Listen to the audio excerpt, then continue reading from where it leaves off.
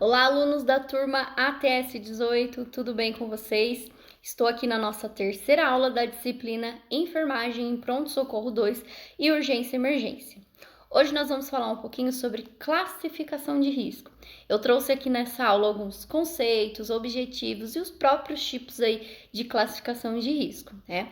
Hoje, as instituições hospitalares, o serviço de urgência e emergência utilizam o protocolo de Manchester, que é a famosa classificação de risco, para classificar, para priorizar aí esse paciente, né?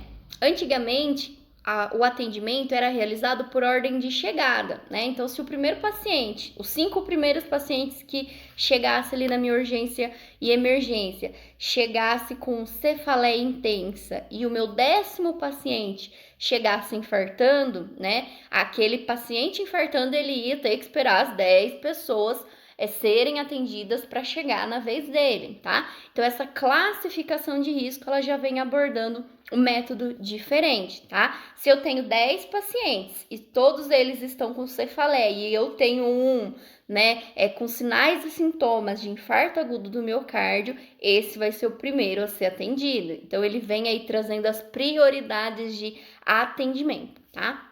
Hoje, nos serviços aí de urgência e emergência, existem 2 tipos aí de triagem, classificação ou acolhimento, né, que muitos denominam como isso, tá? Classificação de risco, tem uma resolução aí do Corém que eu deixei na aula, a gente vai falar sobre ela. Classificação de risco vem dizendo aí pelo Corém, pelo COFEN, né, que é privado aí do enfermeiro. Então, é o enfermeiro que faz classificação de risco, né? É ele aí se embasando nos diagnósticos de enfermagem, né? Em todo conhecimento aí técnico, prático, né? Para fazer a classificação desse paciente. Porém, alguns serviços, eles fazem a triagem ou acolhimento, né? O que seria isso?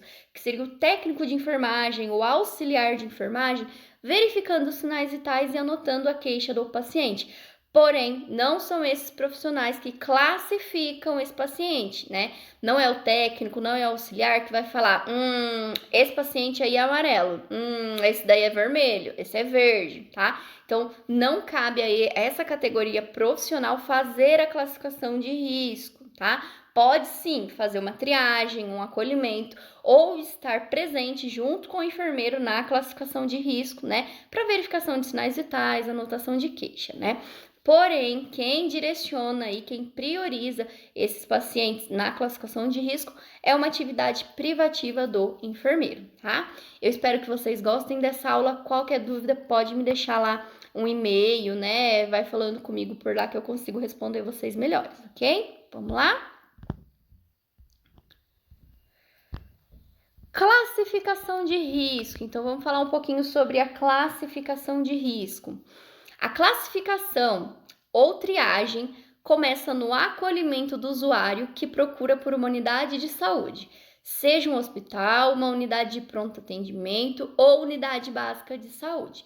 Então, principalmente nesse serviço de urgência e emergência, o paciente ele chega, passa pela recepção, normalmente retira uma senha para ser atendido, né? Faz o seu cadastro, vai para a classificação de risco, lá o enfermeiro vai classificar a queixa do paciente, qual que é a prioridade, e depois esse paciente vai aguardar por atendimento médico, tá? Existem alguns hospitais que o fluxo é um pouquinho diferente. Então, o paciente chega, ele retira a senha, da senha ele é chamado para classificação de risco primeiro, da classificação de risco ele vai para a recepção fazer o cadastro e depois vai para atendimento médico. Alguns hospitais optam por isso, né, justamente para o paciente não ficar esperando ali para ser chamado na recepção para fazer a ficha primeiro, né? Então, o enfermeiro, o profissional da enfermagem vai verificar a situação do paciente e depois encaminhá-lo para a recepção. Pode acontecer do paciente tirar a senha para classificação e lá na classificação, né, quem estiver fazendo esse acolhimento, identificar a gravidade do caso desse paciente e encaminhar ele direto para a sala de emergência, né? Então, é um atendimento muito rápido, muito imediato e depois faz a ficha do paciente em seguida, tá? Após passar pela recepção, o paciente contribui para a elaboração da ficha de atendimento, fornecendo dados preliminares sobre o histórico e sua queixa, né? Então, lá na recepção, ele vai falar confirmar alguns dados, né? Entregar alguma carteirinha, seja do SUS, um convênio, né? Para fazer uma ficha ali de atendimento pela parte da recepção. Em seguida, o paciente é encaminhado ao responsável pela classificação de risco, que pode ser um enfermeiro ou auxiliar técnico de enfermagem. E volto a dizer, triagem, acolhimento, que é aquele momento em que se faz verificação de sinais vitais e anota a queixa, pode ser por qualquer profissional da enfermagem. Porém, classificação de risco, né? É o enfermeiro quem realiza. É o enfermeiro que vai colocar a prioridade de atendimento. Quem que é amarelo, quem que é vermelho, quem que é azul, tá? Seguindo aí o embasamento teórico, tá? Da profissão. Depois vem a avaliação física, quando são observados critérios como choque, desmaio, tipo de dor, se o paciente está consciente, desorientado ou sob efeito de álcool ou drogas. Então é anotado tudo na ficha, né? De classificação de risco. Então, desde lá da queixa principal, né? Se o paciente está consciente, orientado, né? Se ele toma alguma medicação, se ele tem alergia a alguma medicação, desde quando começou a sentir aqueles sintomas, tudo isso o profissional vai questionando o paciente. E, é claro, vai verificar os sinais vitais também, tá? Em seguida, o enfermeiro ou qualquer profissional aí da enfermagem afere os sinais vitais do usuário, verificando se há anormalidades. Estes dados são combinados às informações da ficha de atendimento, culminando na classificação de risco, né? Então, a alteração dos sinais vitais já é indicativo de algo, certo? Então, se o paciente está lá com uma hipotensão, um quadro de hipertensão, uma hiperglicemia, né? Uma hipoglicemia, já é um alerta aí. Esses são alguns exemplos, mas claro que existem outros, mas esses são alguns alertas aí de que algo está errado, tá? Em resumo, os seguintes fatores impactam nesse enquadramento. Então, o que é questionado por paciente lá naquela classificação de risco, né, naquela triagem? A queixa principal, seu José, o que aconteceu? O que o senhor está sentindo, né? O início, a evolução e o tempo da doença, quando é que começou, né? Como é que estava antes, como está agora, esses sintomas, né? Estado físico do paciente, né? Ele apresenta dor, né? Ele tá consciente, né? Escala de dor e de Glasgow, que mede o nível de consciência, revelando o paciente se o paciente está em coma, consciente, orientado, alguma coisa desse tipo. Essa escala de Glasgow, nós vamos ter uma aula sobre ela também, tá? Classificação da gravidade, é onde o enfermeiro vai falar, seguindo aí esses sinais vitais, essa história clínica, né, baseado nas minhas questões teóricas, a classificação dele é um amarelo, né, é um urgente, é um verde, é um pouco urgente, ou é um laranja, é um vermelho, né. Medicações em uso, né, seu José, quais as medicações que o senhor faz uso, né? Doenças pré-existentes, o senhor é hipertenso, diabético, né? Tem alguma patologia, alergias, né? Tem alergia a algum medicamento, né? Vícios, né? De álcool, tabaco, tudo isso a gente tem que registrar, tá? Pressão arterial, temperatura e saturação de oxigênio, na verdade seriam os sinais vitais completos, tá? E aí eu venho abordando de onde é que surgiu tudo isso, tá? Então, nos últimos anos, ocorreu um crescimento da demanda na área da saúde. E na tentativa de ordenar o atendimento às urgências e emergências, o Ministério da Saúde implantou o acolhimento com classificação de risco. De forma sucinta, assim que o usuário chega no serviço de emergência, os enfermeiros classificam de acordo com o grau de risco que ele apresenta, priorizando os casos graves que necessitam de atendimento mais ágil, rápido e dinâmico e proporcionando à equipe uma segurança maior para saber quem está ali fora pode aguardar um pouco mais pelo tratamento. Então, a classificação de risco, né, eu volto a dizer, ela serve para priorizar os pacientes, tanto aí para atendimento médico, quanto para o próprio atendimento de enfermagem, né? Porque imagina, lá numa sala de medicação, né, uma urgência e emergência, eu tenho 2 pacientes classificados como verde, pouco urgente. um paciente classificado como amarelo e um paciente classificado como laranja, o primeiro que eu vou atender é esse laranja, porque o grau de gravidade, né, é maior, né? Então essa classificação de risco também serve aí muito para nortear a equipe de enfermagem, tá? Antes da implantação da classificação de risco, o atendimento era por ordem de chegada, independente da gravidade. Agora não. Agora o enfermeiro avalia e já classifica pelas cores que traduzem a prioridade do atendimento. Logo no começo dessa aula eu comentei com vocês que se eu tinha 10 pacientes chegando num pronto atendimento, num serviço de urgência e emergência juntos, né? Se todos eles retirassem a senha, né? Os 9 primeiros fossem uma cefaleia e o 10º um IAM, né? Um infarto agudo do miocárdio, esse seria o último aí a ser atendido, porque era por ordem de chegada. Com a classificação de risco, né, usando aí o protocolo de Manchester, ele vem priorizando qual desses 10 precisa de atendimento imediato, qual pode esperar um pouco e qual é pouco urgente, tá?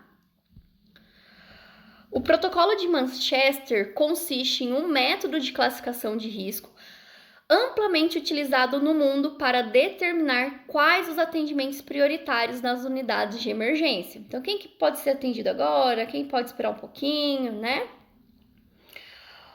Por meio da metodologia, é possível identificar de maneira célere quais são os pacientes estáveis e aqueles com riscos dos mais elevados. Dessa forma, é possível observar o atendimento para que os mais urgentes sejam recebidos primeiros. Nos dias de hoje, o protocolo de Manchester já é utilizado em mais de 25 países. Ele foi inventado em 1994 pelo médico e professor Kevin McEwen Jones e passou a ser recomendado em todos os hospitais do Reino Unido já em 1998, até que ganhou relevância mundial. Hoje a maioria dos serviços de urgência e emergência trabalham aí com o protocolo de Manchester, né, de classificação de risco, tá? A importância de sua adoção está diretamente ligada à superlotação das unidades de saúde, uma vez que possibilita sua organização rápida e efetiva dos pacientes para que sejam priorizados aqueles de urgência, né? Então, vem aí classificando, priorizando esses. Porém, lembre-se de que o protocolo de Manchester não deve ser utilizado para presumir o diagnóstico, apenas identificar quais as situações existem maior riscos fatais de parada de funções ou mesmo de órgãos, né? Então, não é a classificação de risco que vai falar assim, nossa, o senhor tá com uma apendicectomia, vai ter que realizar uma apendicectomia, né? O senhor tá com infarto. Não. A classificação de risco, ela vai verificar sinais e sintomas sugestivos de um diagnóstico, mas não é ali que é confirmado uma hipótese diagnóstica ou um diagnóstico de forma geral, tá? No protocolo de Manchester, os profissionais de saúde precisam efetuar uma avaliação do quadro clínico do paciente. O objetivo é identificar o risco do quadro em questão, colocando uma pulseira no indivíduo que indica a gravidade de seu caso e priorização de seu atendimento. Nos casos de emergência, são aqueles em que os indivíduos estão com risco de morte ou em condições de extrema gravidade, ou seja, aqueles com pulseira de cor vermelha são aqueles que precisam de atendimento imediato, né? Essa é a classificação de corzinha vermelha, são atendimentos emergenciais, precisa ser atendido naquele momento, tá? Alguns exemplos aí de situações emergenciais que o paciente é classificado como vermelho. Crise de convulsão, paradas cardiorrespiratórias, hemorragias, né, com forte aí, sangramento, né, dor no peito com falta de ar, né, queimaduras de mais de 25% do corpo, tentativa de suicídio, entre outros. Muito urgente é a classificação laranja, então é a pulseirinha laranja, né? Ela também identifica os pacientes urgentes, mas em um nível um pouco menos elevado que os pacientes emergentes, tá? Na média, o tempo aceitável de espera nesses casos é de até 10 minutos. Então, entre abrir o atendimento, né, ser consultado pelo médico, ele pode esperar 10 minutos. Caso contrário, pode ter um agravamento e esse paciente se tornar um paciente emergente, tá? Alguns exemplos aí, ó. Dores muito severas, cefaleia de rápida progressão, arritmia sem sinais de instabilidade, entre outras situações, né? A pulseirinha amarela, significada urgente, né? Nos casos urgentes, podemos considerar que existem riscos para o paciente, mas eles não são imediatos. Assim, o tempo de espera pode chegar até 1 hora, ou seja, 120 minutos, né? Alguns exemplos aí em que o paciente é classificado com amarelo: vômitos intensos, desmaio, crises de pânicos, dores ou hemorragias controladas, irregularidade dos sinais vitais, casos de hipertensão, assim por diante, tá? A pulseirinha verde, ela é denominada como pouco urgente, né? Os casos menos graves são classificados com pulseira verde e tem um tempo aceitável de até 2 horas, tá? Exemplo: febres moderadas, dores leves, questões de virose, né? Tonturas, resfriados, náuseas, hemorragia sob controle podem ser classificados como pouco urgente, tá? Essas questões de tempo, gente, aquele lá, atendimento imediato, né? O vermelho, o emergencial, tem que ser atendido naquela hora. O laranja, em até 10 minutos. O amarelo, em até 1 hora, né? 120 minutos, né? O pouco urgente, né, em até 2 horas, não quer dizer que o paciente vai ficar todo esse tempo. Quer dizer que ele pode aguardar até tanto. Mas é claro que um pouco urgente, às vezes, acaba sendo atendido em meia hora, 30 minutos, 1 hora, depende muito, tá? O não urgente, né, a classificação aí, a pulseirinha azul, e são para finalizar os quadros mais simples, né? São identificados pela cor azul e aceitam até 4 horas de espera. Não quer dizer que esse paciente obrigatoriamente tem que esperar 4 horas, não. Quer dizer que o paciente ele tem que ter ciência que tem outras prioridades na frente dele e que o tempo mínimo de espera dele é até 4 horas, mas o tempo máximo, desculpa. O tempo máximo dele pode ser até de 4 horas, mas ele pode ser atendido daqui 1 hora e meia, 1 hora, vai depender muito de como que tá o fluxo, né? Se tem muita gente na frente dele, como é que tá o fluxo de atendimento aí, tá? Não é de se imaginar as situações não urgentes e envolvem atendimentos mais simples, como aplicação de medicamentos receitados pelo médico, troca de sonda, dores realizadas, condições crônicas diagnosticadas, entre outros aí, tá? Equipamentos utilizados lá na classificação de risco. Então, o que eu preciso de materiais de equipamento para fazer uma triagem, né, para conseguir classificar esse paciente? Para realizar as avaliações necessárias para determinar os riscos e garantir que o protocolo de Manchester flua de maneira correta, alguns equipamentos e materiais são indispensáveis na unidade de saúde. Eles incluem etiqueta de identificação, né? Então eu preciso ter as pulseirinhas para conseguir identificar a prioridade, a gravidade desse paciente. Um esfigmomanômetro, um estetoscópio, um glicosímetro, um oxímetro, o próprio prontuário do paciente, seja ele físico ou eletrônico, o profissional ele precisa ter acesso a isso. Um relógio de frequência cardíaca, um termômetro e outros aí equipamentos que forem pertinentes para esse atendimento, tá? Por exemplo, luva, baixador de língua, né? Um descarpaque, por exemplo, tá? Responsável pela manutenção do protocolo de Manchester. De acordo com as leis vigentes, é responsabilidade da equipe de enfermagem designar o especialista que será responsável por executar o protocolo de Manchester. Lembre-se, o protocolo de Manchester é a classificação de risco. Quem faz classificação de risco, quem vai lá caracterizar as prioridades de cada atendimento é o enfermeiro, tá? Agora, acolhimento, triagem, que seria verificação de sinais vitais, né? Anotação da queixa principal pode ser realizado por um técnico ou auxiliar de enfermagem, tá? Então, esse profissional de enfermagem precisa ser devidamente qualificado para lidar com a responsabilidade da triagem ou de classificação de risco. Nesse sentido, evita falhas e erros capazes de comprometer o bom andamento dos atendimentos e até de colocar a vida dos pacientes em risco. Então, essa resolução do COFEN, número 661, lá de 2021, ela é bem nova, né? Atualiza aí e normatiza, no âmbito do sistema do COFEN e do COREN, a participação da equipe de enfermagem na atividade de classificação de risco. Eu trouxe alguns artigos importantes aqui dessa resolução, tá?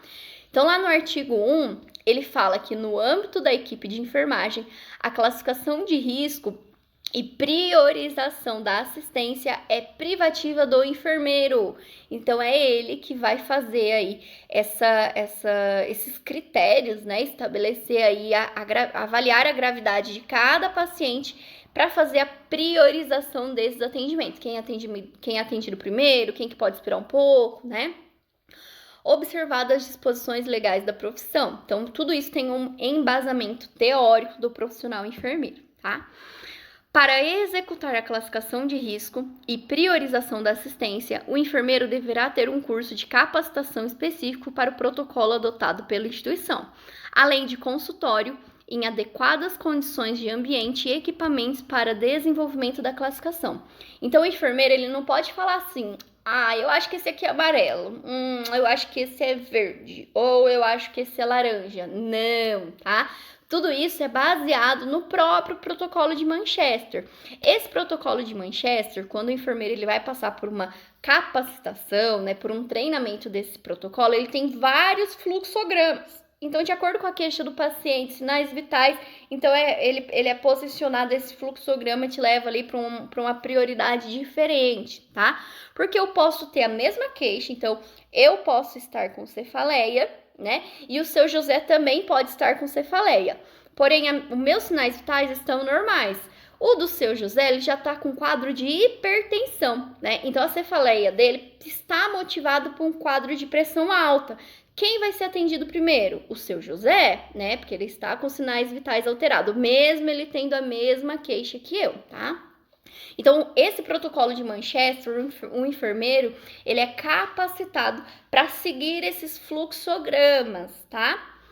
O enfermeiro, durante a atividade de classificação de risco, não deverá exercer outras atividades concomitantes, né?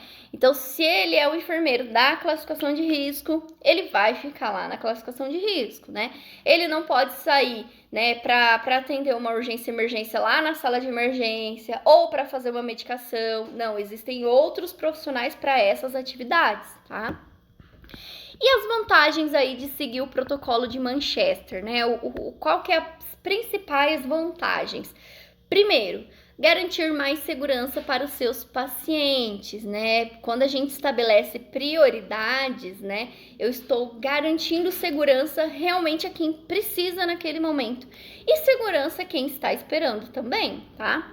Então, o protocolo de Manchester é baseado em padrões sólidos, sistemáticos e respaldo científico. Inclusive, é por isso que o seu uso é tão amplo ao redor do mundo. Sendo assim, a segurança é garantir para os pacientes que passam a ter um apoio objetivo para os seus encaminhamentos e para a redução de riscos ligados ao agravamento. Então, tem uma maior segurança de atendimento, tá? Aumenta a satisfação do público. O que isso quer dizer, né? Se eu sei que eu sou pouco urgente, eu sei que meu tempo máximo de espera é até 1 hora, tá? Então, eu já estou indo para um pronto atendimento, para um serviço de emergência, e eu tenho a ciência de que eu posso esperar 10 minutos, eu posso esperar 120 minutos, eu posso esperar 2 horas, né? Ou eu posso esperar até 4 horas se eu for uma classificação azul e tiver muitas prioridades na minha frente, tá? Então, aumento de satisfação do público, né? Com a segurança fornecida pelo protocolo de Manchester, os pacientes se sentem mais tranquilos e bem acolhidos na unidade de saúde. Além disso, ao entender melhor qual será o tempo de espera, suas expectativas são mais bem alinhadas e a satisfação com a experiência do atendimento se torna maior. Outra vantagem aí que a gente fala é definir a melhor organização possível. Por meio do protocolo de Manchester, todos os fluxos de atendimento se tornam padronizados. A organização para as intervenções de urgência é feita de maneira mais adequada possível e direcionamento dos recursos se torna totalmente assertivo. Então, se eu preciso encaminhar esse paciente direto para uma sala de emergência, né, ele vai ter aí um suporte, uma assistência adequada para aquela situação, tá? Sendo assim, toda a organização de unidade é fornecida, uma vez que os padrões são bem definidos, assim como os profissionais, equipamentos e demais insumos médicos são sempre alocados junto ao paciente que mais precisa. Então, não é todo mundo que precisa estar numa sala de emergência, né? Então, essa classificação de risco, ela consegue identificar esses pacientes que estão em extrema gravidade, encaminhá-los para esse tipo aí de área, né, de local aí do serviço de urgência e emergência, e eles conseguem ter um aporte adequado, tá? Ter um maior alinhamento entre enfermeiros e médicos. Então, sem métodos como o protocolo de Manchester, é comum que os profissionais de saúde discordem a respeito de certos casos e suas respectivas classificações. Logo, isso pode gerar atraso nas intervenções, além de falta de clareza e consenso entre as equipes que efetuam os atendimentos. Como o protocolo adota um padrão único, com critérios de classificação bem definidos, ele não abre brechas para que esse tipo de problema ocorra. Então, lembra que eu falei para vocês? Quando o enfermeiro ele vai passar por um treinamento de Manchester, ele aprende aí alguns fluxogramas, né? Então, isso é muito padronizado, tá? Outra vantagem aí é reduzir a incidência de fatalidades, ou seja, reduzir essas comorbidades, né, essas mortalidades, né, esses óbitos, essas perdas de funções aí que podem derivar de um agravamento mais intenso, tá? Não é novidade que esperas excessivas podem ser fatais, né? Quanto mais tempo eu espero, maior a minha gravidade. É claro que dependendo de determinadas situações, tá? Por isso, a priorização que o protocolo de Manchester garante para casos graves é capaz de salvar muitas vidas. Além disso, ele também evita casos de perda de órgãos ou de função. Então, o paciente, né, um quadro de sepse, por exemplo, né, é claro que não é na classificação que a gente vê diagnóstico, mas lá na classificação a gente vai conseguir ver sinais, sintomas e os sinais vitais indicativos de o paciente estar num quadro de sepse, né? Então o atendimento ele vai ser prioritário para quem chegou lá, por exemplo, com uma unha encravada, né? Que a gente sabe que tem muitos desses casos, né? E aqui só para finalizar a nossa aula, eu deixei aqui os níveis de atendimento por coloração. Isso é muito importante que vocês saibam na ponta da língua, tá? Quem é que vem primeiro e qual é o tempo de espera. Então, por exemplo, lá no emergência, é um atendimento imediato, tá? São riscos, né? Imediato, ele precisa ser atendido naquela hora. Muito urgente, dá para esperar um pouquinho, uns 10 minutinhos, tá? Urgência moderada, que seria o amarelo, dá para esperar até 1 hora, ou seja, 60 minutos. Pouco urgente, que é o verde, dá para esperar até 2 horas, né? Que seriam aí 120 minutos, né? E o não urgente pode esperar aí até 4 horas ou 240 minutos, tá bom? E volto a dizer, não é porque eu fui classificado como verde que eu preciso esperar obrigatoriamente aí por 2 horas. Às vezes, ou por 2 horas não. Por 2 horas, né? Eu posso aí ter um atendimento daqui 1h20, 1 hora, tudo vai depender do fluxo da demanda daquele serviço, tá bom? Pessoal, espero que vocês tenham gostado dessa aula. Qualquer dúvida, pode me mandar uma mensagem lá pelo e-mail que a gente vai se falando, ok? Beijinho pra vocês e até mais. Tchau!